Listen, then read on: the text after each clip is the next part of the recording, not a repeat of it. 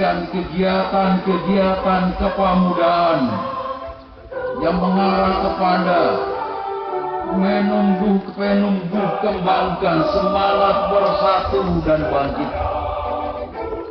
20 menjadi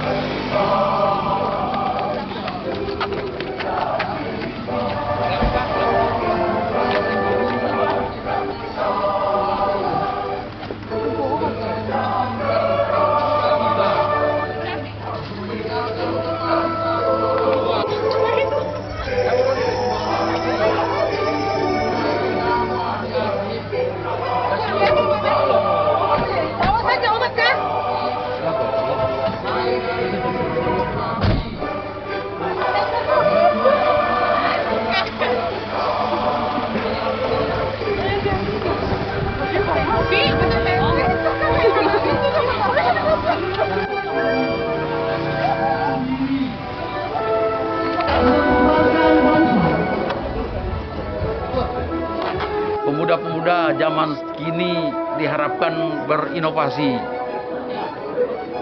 mengembangkan hal-hal baru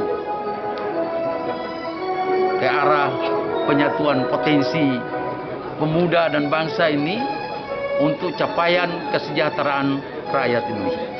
Salah satu hal penting yang kita lihat peran pemuda di sini, yakni memberikan pencerahan di mana-mana.